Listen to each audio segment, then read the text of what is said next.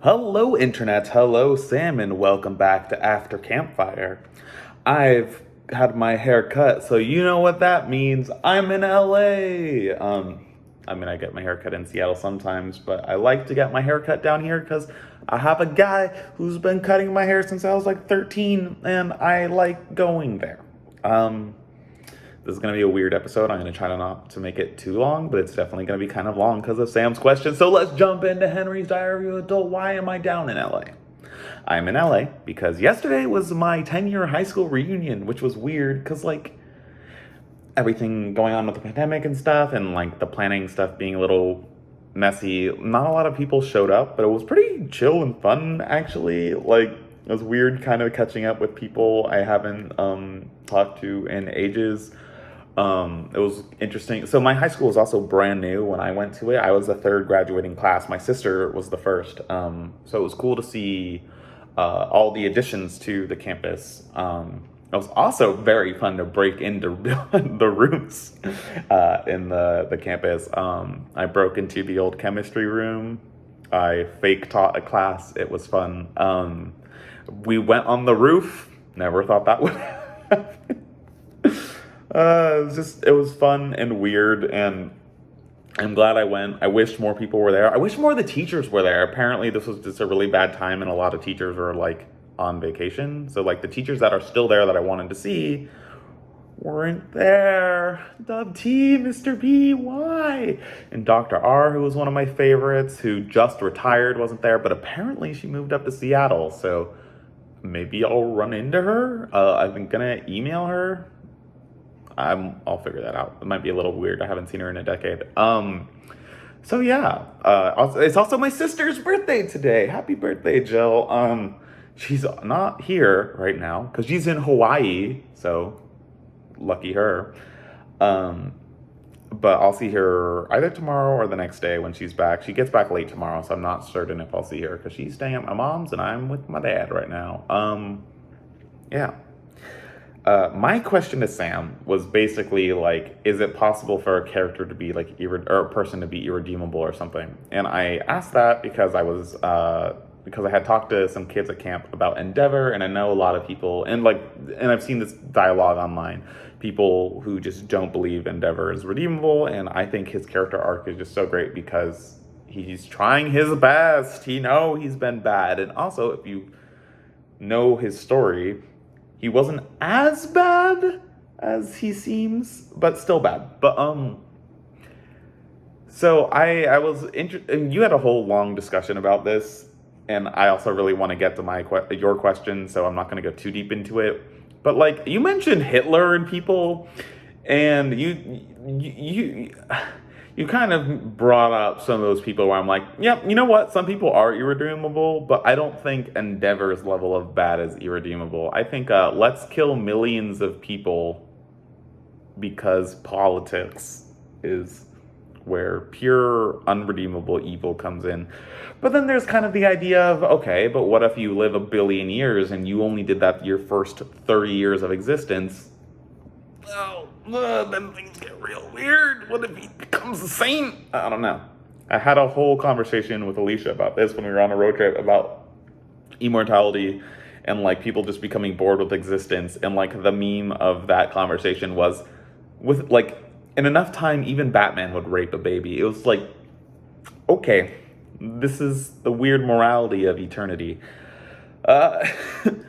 Anyways, Sam, you challenged me to do a PowerPoint presentation. So I made one, and I'm going to try to barrel through this. I really hope I don't have any technical difficulties with recording this, because this is a new laptop, recording the screen on Windows computers. On Macs also probably is sometimes a pain. I hope this works, right? If not, I'm gonna have to weirdly cut together me going through the PowerPoint again later. But what I'm gonna do is I'm gonna move my phone off my computer, which is where it was sitting, so that I could have a better angle. And then I'm going to start the recording. So ridiculous. And we're gonna go through the PowerPoint presentation. I know some of my PowerPoint, like my PowerPoint skills as far as like how to present could be better. I know there's the whole like, you shouldn't just like read what's off the PowerPoint, but some of it is a little bit of that because today we're gonna be talking about Magic the Gathering, specifically Commander, which is the format I play the most. So I'm gonna try to keep this relatively simple since I know you don't play and don't really know the rules, but we're gonna go through every single commander I have, and it's a hobby. I mean, it's a problem. So, Commander, exciting hobby, or harmful addiction.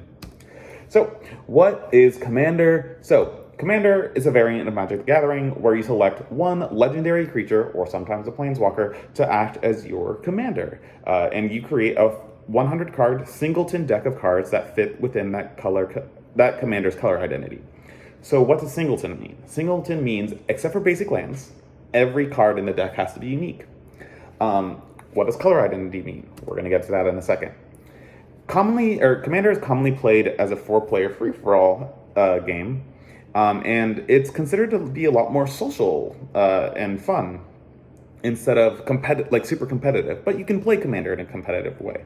In Commander games, you also have 40 life instead of 20, and there's also a thing called Commander damage, which is if any commander deals 21 damage to an opponent, they just die. So, what is a color identity? So, there's 5 colors of Magic: white, blue, black, red, and green, which each have their own strengths and weaknesses. And your commander's color identity is the combination of the colors in its casting cost and its abilities. So you can have a legendary creature that's red, but if they have a blue ability, bam, that is a red and blue commander. So there are 32 total possible color combinations that you can have as your commander, and that includes colorless. And I haven't made a colorless commander yet. So let's briefly go over the colors. So there's white, which is the power and the color of like order and structure. It plays the most like fair Magic. It can do a little bit of everything, except it's kind of it's the weakest color at drawing cards, which is very problematic in a multiplayer format like Commander. Then there's blue. So blue is the power of knowledge and curiosity. It's the best at drawing cards, and it is the main color, like almost exclusively, of counterspells. And what a counterspell is a spell that just says, I stop your spell. Again, when you have 3 opponents, one card to stop one player's spell, it's not as strong as in a 1v1 game. So you have to be very careful with when and how to use your control on your counterspells. But that's a very powerful effect. So black. Black is the color of ambition and the self. So and the key strengths of black is that they will try to achieve their aims at any cost. Kind of think Slytherin and Harry Potter in a way. They will sacrifice life for power. They will sacrifice creatures for power. Like they're all about sacrificing control. And power. They can force you to discard cards, which is like a mean effect. That's just kind of Red's thing. They also do a lot of reanimation stuff. So red. Red is the color of emotion and action, going fast and hitting hard and not even thinking. Just, what do? I attack. I don't think. I attack. Screw you. Red is a color of aggro, which again, difficult and complicated in a multiplayer format, but there are cards, especially more recently, that made red and combat a more viable strategy in Commander. Lastly, we have green, which is the power of nature and growth. They have the biggest creatures. They are the best at getting lands out faster, which is like your source of energy to like play more cards. Green is usually a very straightforward, where I will play big creature, I will attack with a big creature. But it's a bit of a meme that green can do a little bit of everything these days, including drawing a ton of cards, which used to be more blue's thing. Green can do it too. Anyways, how do you choose your commander? So some people actually just choose their commander based on purely the colors. Most will choose them based on the abilities. The pure color thing is more when you're getting the higher power levels. But they'll usually, if you're playing at the top, which is called CEDH, Commander used to be called Elder Dragon Highlander. CEDH is Competitive Dragon Highlander, whatever. Those decks usually have their commander be part of an infinite win condition or something, but like, anyways, the abilities are usually what matters. So one thing that's crucial is that you can have commanders of the same color identity that are totally different because different creatures have different abilities. Or certain creatures are really flexible, but can do very different focused things. Like you can have a commander that's like, I am really good with dealing with small creatures, or I am really good at dealing with spells or something. We're going to go over that a little bit later, because now it's time to jump into my first commander, which is, we're going to go from monocolored commanders up to 5 colors. So the first off is Lelia the Blade Reforged. So Lelia is one of my most recent commanders, and I have a little video. Wilson, the Tesseract's lost. Doc, we need a plan of attack. I have a plan. Attack. I'm gonna use that video clip to sync this up. So Lelia has one plan: attack. As I said, that's a very red thing to do. Basically, the more she attacks, the bigger she gets, and you get more cards to play whenever you attack. So she's an aggro deck, which is difficult, like I said, and she tries to use equipment to make herself protected and unblockable so that she can get in commander damage, or just a ton of damage in general to kill your opponents. Next off is Octavia, another one of my recent ones. I recently convinced myself to make a bunch of monocolor decks, so there are 3 monocolor decks here. They are my 3 most recent decks. Octavia the Living Pieces, Giant Octopus. So Octavia gains values by playing a ton of small instants and sorceries. And she also has Ward 8, which makes it, basically says whenever your opponent tries to target her with anything, they have to pay 8 mana to do it, which is extraordinarily hard to deal with. So Octavia plays cards, and basically the strategy of what Octavia wants to do is she wants to have creatures that make creature tokens whenever you play an instant sorcery, and an instant or sorcery, and then when Octavia is on the field, she can make those little creature tokens, like a 1/1 bird or something, into an 8/8, which you just beat people's face in with giant flying tokens, and that's Octavia's way to win. So Throsta is my most recent deck, and this deck's called Dino Storm, and I love it. So Throsta becomes cheaper to cast for each spell you cast this turn, and what Storm means in Magic is things that benefit from playing more and more spells per turn. So Throsta's objective is to play a ton of spells in order to form infinite combos and win. So green lacks a lot of protection, like no counter spells or anything, so choosing when to go infinite is very critical. This is one of my most competitive decks, I think. So, on the 2 colors, we have Dragon Lord Ojutai. So Ojutai seeks to absolutely control the board through counter spells and through destroying every creature. So what I said, so once he establishes control, he wins by attacking with giant flying angels and dragons and sphinxes, all the big blue flyers. Next, we have Yuriko, the Tiger Shadow, my ninja. So Yuriko seeks to strike with unblockable creatures. So she and pretty much every ninja has this ability called ninjutsu, which is basically if you're attacking with a creature and then your opponent chooses not to block, you can use ninjutsu to switch your ninja and that other creature. So she takes advantage of this to get herself out for less mana and to sneak ninjas around.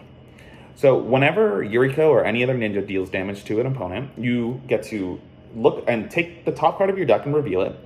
You do damage equal to its mana cost to all your opponents, and then you draw the card. And that's for every single ninja every time you attack. So basically Yuriko's strategy is do massive amounts of damage with high value cards on the top of your deck while sneaking in with little ninjas. So you want to control the top of your deck with certain things, make sure you have unblockable creatures with flying or unblockable or shadow, and that's how she works. Next, we have Rakdos, Lord of Riots, one of my oldest commander decks. So what Rakdos tries to do is to summon massive creatures whenever your opponents lose life. So basically, when he's on the field, creatures cost less life and cost less mana based on how much life your opponents have lost this turn, which allows you to play massive creatures for next to no mana. His major drawback is that you also have to have already dealt damage to an opponent before you can cast him. So he costs 4, which is cheap for a commander. But doing the damage first is tricky when all the creatures in your deck are enormous because you're trying to cheat them out. So I have to play weird cards to make the strategy work, but it's a really fun deck. Next, we have Wart the Raid Mother. So Wart has an ability Wart can give all of your red instants and sorceries conspire, which means if you tap 2 creatures of the same color as the spell, you double it. So she tries to build a horde of tokens in order to copy all your instants and sorceries. In the early part of the game, you're focusing on making a ton of tokens to double more spells or to just get a lot of lands out. At the end of the game, you try to just do one spell that will kill everyone at once. Like, I will double a spell that does 20 damage to everyone, and everyone's dead. Next, we have Tristani Selesnia's Voice. It's also a very token-heavy deck. So she plays very defensively and patiently, though. So she gains life whenever you have a creature enter the battlefield, and she can copy your creature tokens with her ability called Populate. So she aims to win by giving you a lot of life, protecting your giant horde of creature tokens, or just winning through effects that benefit from you having a ton of life. Next, another token deck is Brudiclad, Telcor Engineer. So Brudiclad has a weird ability where he can turn all of your tokens of any type into any of your other tokens. So at the beginning of combat on your turn, if you have 10, I know you don't know what these are, who cares? If you have 10 clues, 10 treasures, 10 whatevers, and you have 1 super cool dragon token, you can just make all of them the super cool dragon. And they get haste, which is important. It means they can attack immediately. So with this ability, you really want to get a ton of tokens, and you want to get a few really good tokens to have a cool token army. Okay, so I got a phone call in the middle of this, which is unfortunate because I'm also going to have to leave in like 10 minutes. So I'm going to try to do this as fast as possible. So we were talking about Brudiclad. Tokens. Yeah, you want to make good tokens. So Brudiclad tries to devastate with hordes of powerful tokens, but he also really likes to make tokens of creatures that are like, they have something in common where like there's a dragon that says whenever you attack with a dragon, make another dragon. But if you have 10 of those, then whenever you attack with the 10 token dragons, you make 100 new dragons, and they're all tokens, which makes exponential crazy shenanigans happen. Next, we have Feather the Redeemed. So basically, Feather has an ability that says, whenever you target your own creatures with an instant or sorcery, you can put that spell back in your hand at the end of the turn. So you use those to strengthen your creatures, draw more cards, or just protect your creatures so that they don't get stopped. Feather is a kill-on-sight commander, which is very common, especially among my commanders, unfortunately. So you need a lot of cards to protect your creatures. So basically, Feather wins by using those cards to protect her while hitting your opponents as much as possible and usually winning through commander damage. Next, we have Mael the Anima, which is my original first commander deck. I made this like 10 years ago. So basically, Mael has an ability to look at the top 5 cards of your deck and bring out a powerful creature from them. It costs 6 mana to do this, but there are ways to make it cheaper, and there are ways to make it so that you can do it more often. So her army and her plan is just make an unstoppable horde of these giant monsters and attack. She just wins through combat, no infinite combos or anything. Most of my newer decks have infinite combos just because that's how the meta of the game has become more recently, but she does not have that. She is simple, she makes creatures. Next we have Timna the Weaver and Sakashima of 1,000 Faces. So there's a mechanic called Partner, which is you can have 2 commanders if they have Partner. So Timna has the ability that whenever you hit an opponent for damage and combat damage, you may pay X life, where X is the number of opponents you've dealt damage to this turn, to draw a card. Timna just lets you, and Sakashima lets you copy any other creature, including legendary creatures, which is usually the rule is if you have 2 legendary creatures of the same type, they die. So Sakashima lets you make another Timna. This deck is called 2 Timnas after all. So Timna and Sakashima use creatures that penalize your opponents. This strategy is called stacks. It's like tax. You hurt your opponents while gaining incremental advantage.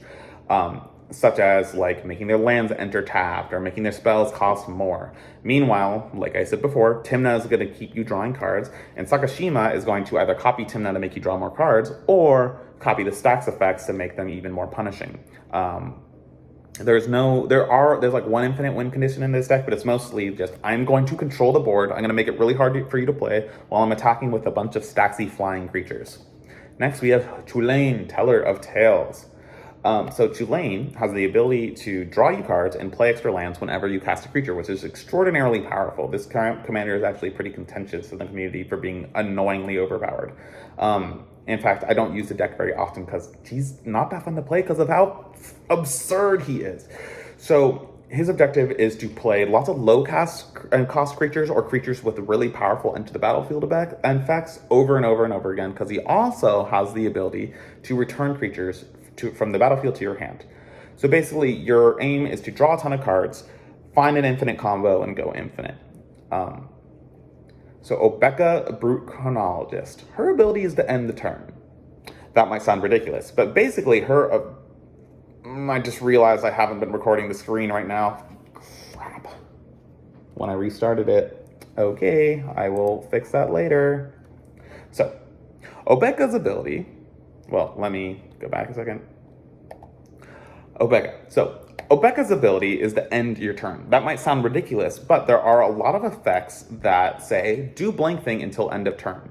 So once you get to that end of turn step where all those abilities trigger, you can use Obeka to just say, nope, get rid of all of those. So if there's any effect that would make a token until the end of the turn, you can just keep it. Or something that reanimates a creature until the end of the turn, you can just keep it. So it's very powerful, and she wins by either reanimating powerful creatures, taking advantage of that kind of ability, or taking infinite turns. Because there is a card that says, take another turn, but you die at the end of that turn. And I can turn that trigger off, and I can play that spell forever. All right, Nethroi, Apex of Death. Nethroi has an ability called Mutate, which is basically he can fuse, like Polymorph in Yu-Gi-Oh! With other creatures. And when he does that, he triggers a Mutate effect. This Mutate effect lets you reanimate 10 power worth of creatures from your graveyard. So what Nethroi does is, well, he's more like a sorcery. You just cast him once, and hopefully you reanimate enough creatures to just win the game through reanimating infinite combos or doing other silly things. Alesha, who smiles at death. So a few fun things about her. So one, this is where the ability keys and color thing comes into place. She is a red creature, but she has a white and black ability, so she is red, white, and black. Also, fun note, she is a trans woman, so representation. Her ability is that whenever she attacks, she can reanimate your other small creatures from your graveyard to the battlefield, tapped and attacking. This lets you bypass some negative effects of bringing some creatures into the battlefield and just take advantage of creatures entering the battlefield or dying a lot. So she's another grave deck. She reanimates things. She goes kind of crazy. I love this deck. So she tries to win through combat damage or combos that involve like sacrificing and reanimating a lot. Muldrotha is a green, blue, black card that's has a very similar feel. So she treats your graveyard like a second hand. On each of your turns, you can play one permanent type from your graveyard. So lands, creatures, enchantments, artifacts, planeswalkers from your graveyard. So you can just keep replaying things. So she seeks to try to fill out your graveyard with powerful creatures that you can play over and over, or spells. Muldrotha aims to win by actually just she kind of goes infinite by trying to draw your entire deck with a card like Laboratory Maniac, which just says if you would draw, usually you would die if you run out of cards, but there are cards that say you win if you run out of cards. All right, next we have Kainos and Tiro of Meletis. They are my group hug commander. So basically group hug means they try to help everyone. So at the end of my turn, everyone gets to draw a card or play a land, and the deck is all about giving these kind of benefits to everyone, and I try to win by protecting myself while punishing people for having too many cards in their hand, or I try to kill everyone by making them draw their entire deck. This is one of my goofiest decks. It almost never works. I like it though. I really should change it up a lot to fix it. Atraxa the Praetor's Voice. This is a little bit of a contentious commander because it's so popular, which means a lot of people are like, you play Atraxa, so mainstream. So Atraxa. She has a ability called Proliferate, which just means I can, at the end of my turn, I put additional counters on things. So she messes with counters. So she tried to summon a lot of planeswalkers, which are cards that have loyalty counters to do a lot of extremely powerful abilities. So she tries to protect your planeswalkers while simultaneously accelerating their abilities with Proliferate. So she tries to win by overwhelming your opponents with absurdly powerful planeswalkers, or sometimes even going infinite, because there is infinite planeswalker combos. And then the next one is Atraxa. again. So like I said, some commanders are very flexible with what they do.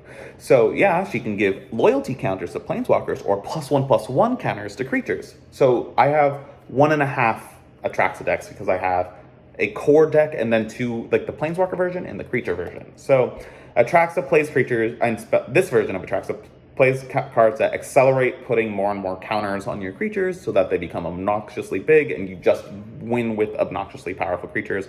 Or you can do infect, which are poison counters. If anyone has 10 poison counters, they automatically die. Both the planeswalker deck can do it too, but it's a little bit trickier.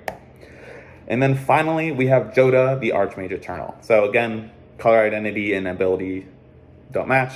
It is a 5-color commander where Joda can play any spell by playing one of every color. So he uses this ability to just play random high-powered spells. This deck is probably my least focused deck. It doesn't do anything in particular. It just does powerful things over and over, and hopefully he wins. I don't know when the last time I won with this deck is. It's probably the deck of mine that needs the largest overhaul. So that was the end. I need to go. Sam, this was an obnoxious challenge, but a lot of fun to do. I'm sorry that this was such a long episode, and I am in a huge rush, and I gotta go. So, your question, I couldn't really think of anything. I'm in a kitchen right now. If you had to get rid of forks, spoons, or knives, one of the three, permanently, you could never have one again. No one can ever have one. And everyone will know that you're the one who did it. Which one would you get rid of? And no crap like a knife and a spork. You have to eliminate a spoon, fork, or knife from existence. Goodbye.